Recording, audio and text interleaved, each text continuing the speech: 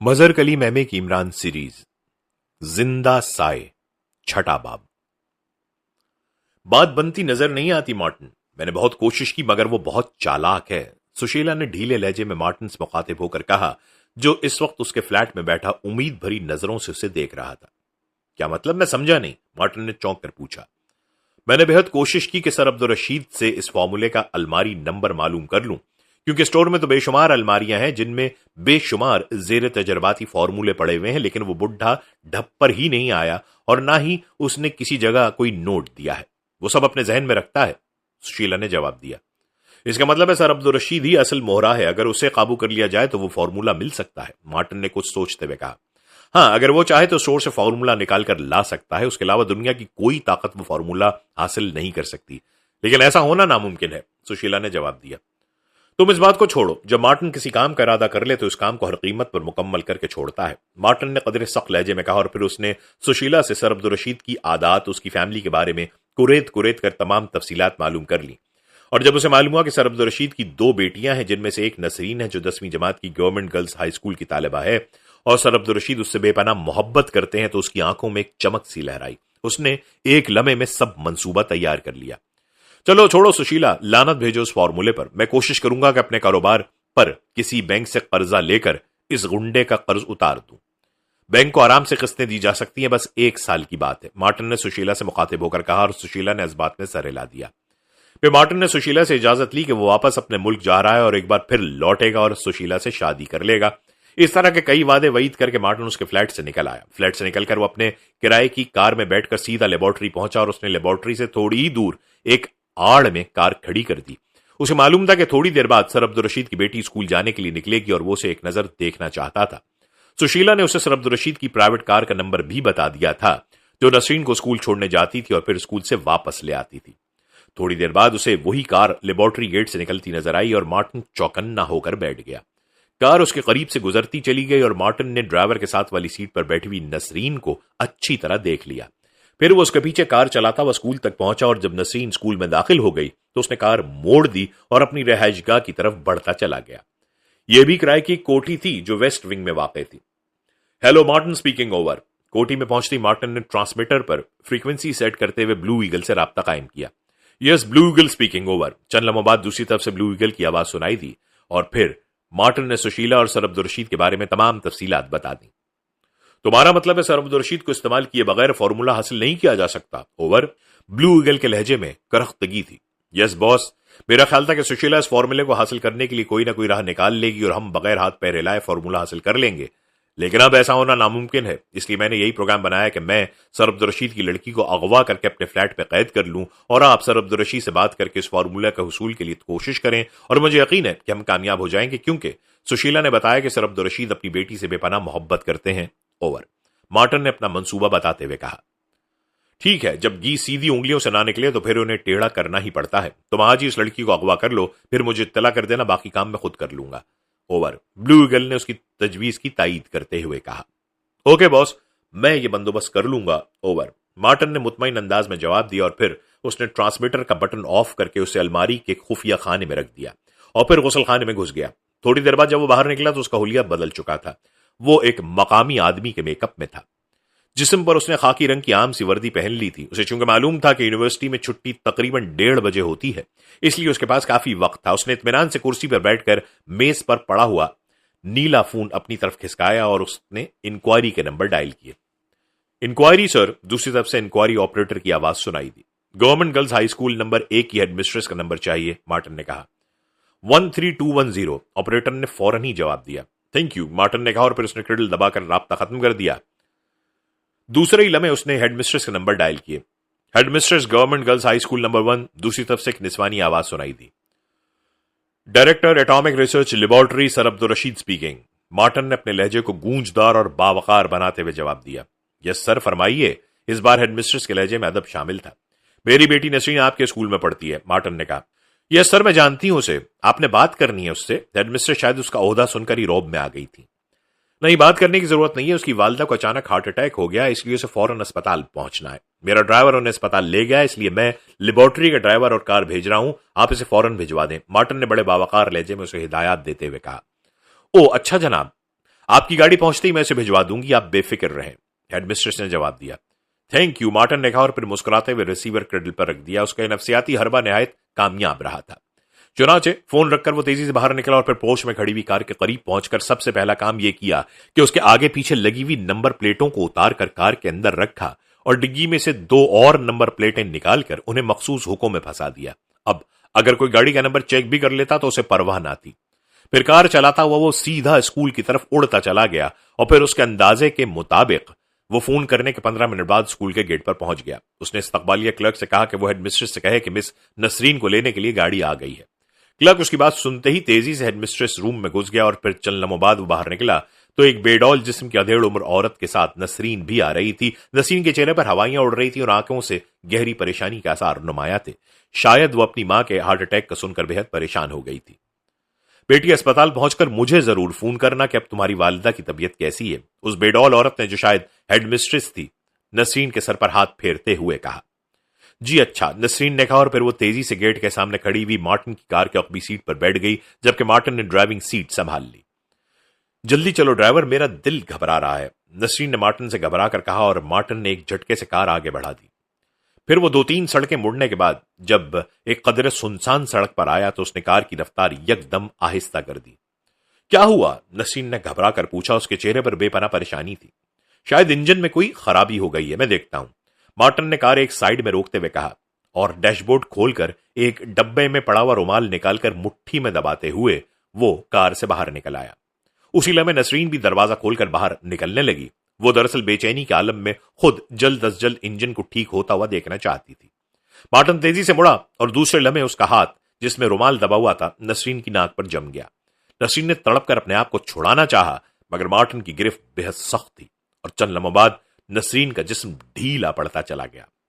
जब मार्टिन को उसकी बेहोशी का यकीन हो गया तो उसने हाथ उसकी नाक से हटाया और फिर उसके जिस्म को दोनों नशिस्तों के दरमियानी हिस्से में धकेल दिया और कार का दरवाजा बंद कर दिया।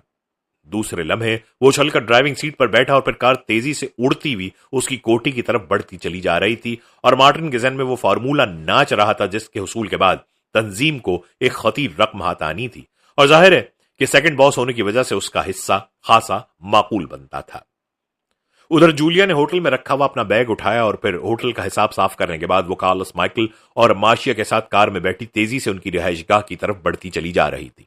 कार के साथ साथ उसका जहन भी खासी तेज रफ्तारी के साथ दौड़ रहा था। जूलिया ने कार्लोस माइकल की आंखों में उभरने वाली चमक को अच्छी तरह महसूस कर लिया था और वो सोच रही थी कि अब कार्लोस माइकल के साथ ऐसी कौन सी तरकीब इस्तेमाल की जाए कि उसकी पेशकदमी से भी बचा जा सके और ताल्लुकात भी ना टूटें, लेकिन कोई खास तरकीब उसके जहन में ना आ रही थी। बहरहाल उसने फैसला कर लिया कि जो होगा देखा जाएगा। उसे अपने आप पर एतमाद था कि वो अपनी हिफाजत कर सकती है।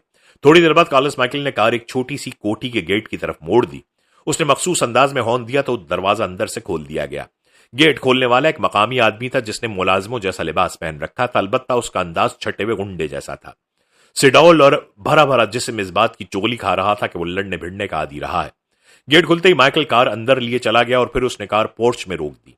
माइकल और मार्शिया के साथ साथ जूलिया भी नीचे उतर आई। वो इधर उधर देखकर कोठी के मैले वकूअ का जायजा ले रही थी। आइए मिस, माइकल ने कहा और फिर वो उनके साथ एक गैलरी से होती हुई एक बड़े से कमरे में पहुंच गई। ये खासा बड़ा ड्राइंग रूम था और इसे शाहाना अंदाज में सजाया गया था। मार्शिया, तुम मिस जूलिया का कमरा दुरुस्त करा दो और हमारे लिए कुछ खाने पीने के लिए ले आओ, माइकल ने मार्शिया से मुखातिब होकर कहा और मार्शिया मुस्कुराती हुई कमरे से बाहर निकल गई। जूलिया को मार्शिया की मुस्कुराहट कुछ अजीब सी लगी लेकिन वो इत्मीनान से सोफे पर बैठी रही। माइकल ने आगे बढ़कर दरवाजे के करीब लगे हुए स्विच बोर्ड पर नस्ब एक सुर्ख रंग का बटन दबा दिया। बटन दबते ही सर्र की तेज आवाज उभरी और उसके साथ ही कमरे के तमाम दरवाजों और खिड़कियों के सामने अंधे शीशों की दीवारें नमूदार हुई। अब दरवाजे और खिड़कियां खुली होने के बावजूद उनसे ना कोई बाहर जा सकता था और ना अंदर आ सकता था। ये क्या? जूलिया ने बेख्तियार उठने की कोशिश करते हुए कहा मगर दूसरी लम्हे उसे वापस बैठ जाने पर मजबूर होना पड़ गया क्योंकि सोफे के दरमियान और उस जगह जहां जूलिया की गर्दन थी मोटी सलाखें सोफे की साइड से निकलकर दूसरी तरफ घुस गई थी। अब जूलिया सोफे से न उठ सकती थी और ना हरकत कर सकती थी। ये क्या हरकत है मिस्टर माइकल? जूलिया ने अपने आप को संभालते हुए सख्त लहजे में कहा और माइकल के हलक से निकलने वाले कहे से कमरा गूंज उठा। तुम पूरी दुनिया को बेवकूफ बना सकती हो मिस जूलिया, लेकिन मुझे नहीं। मुझे मालूम है कि तुम्हारा ताल्लुक यहाँ की सीक्रेट सर्विस से है और तुमने खास तौर पर मुझ पर रोब डालने के लिए क्लब में गुंडों से झगड़े का ड्रामा खेला था, माइकल ने गुर्राते हुए कहा। यह क्या कह रहे हो? मेरा सीक्रेट सर्विस से क्या ताल्लुक है? मैं तो इस मुल्क में अजनबी हूं, जूलिया ने जवाब दिया। मिस जूलिया, मेरा नाम कार्लस माइकल है। मैं जहां भी जाता हूं पहले वहां की पुलिस, इंटेलिजेंस और सीक्रेट सर्विस के मुतालिक मुकम्मल मालूमात हासिल कर लेता हूं। इस मुल्क में आने से कबल मैंने यहाँ के मुतालिक भी मालूमात हासिल कर ली और मुझे मालूम हो गया कि यहाँ की सीक्रेट सर्विस सबसे फाल तंजीम है जिसका सरबरा खुफिया आदमी है, X2, जिसे आज तक किसी ने नहीं देखा। और सीक्रेट सर्विस में एक गैर मुल्की लड़की जूलियाना फिट्जवाटर भी शामिल है। और सबसे खतरनाक शख्स एक बज़ाहिर अहमक और मस्खरा नजर आने वाला दुनिया का शातिर तरीन और अय्यार तरीन आदमी अली इमरान भी शामिल है, जो कि बज़ाहिर सीक्रेट सर्विस का मेंबर नहीं है लेकिन काम सीक्रेट सर्विस के लिए करता है। क्यों, क्या मैं गलत कह रहा हूं? माइकल ने मायनी खेज अंदाज में मुस्कुराते हुए कहा और जूलिया उस शख्स की इतनी मालूमात पर कोशिश के बावजूद अपनी हैरत को न छुपा सकी। तुम यकीनन इस बात पर हैरान हो रही हो कि मुझे इतनी मालूमात कैसे मिल गई। तुम इस जूलिया, ब्लू ईगल तंजीम बहुत बड़ी तंजीम है। इसमें हर मुल्क के एजेंट मौजूद हैं। तंजीम के हेड ऑफिस में हमने एक लाइब्रेरी भी बनाई हुई है जहां दुनिया भर के जासूसों का मुकम्मल रिकॉर्ड रखा जाता है। यही वजह है कि तंजीम को कभी अपने मिशन में नाकामी नहीं हुई। तंजीम ने एक ऐसे शख्स से मालूमात खरीदी थी जो एक मिशन के सिलसिले में इस मुल्क में आया था, लेकिन सीक्रेट सर्विस ने पूरी तंजीम को तबाह कर दिया, मगर वो शख्स निकल जाने में कामयाब हो गया और इस तरह हमारी तंजीम की लाइब्रेरी में यहां की सीक्रेट सर्विस की फाइल मुरत्तब कर ली गई।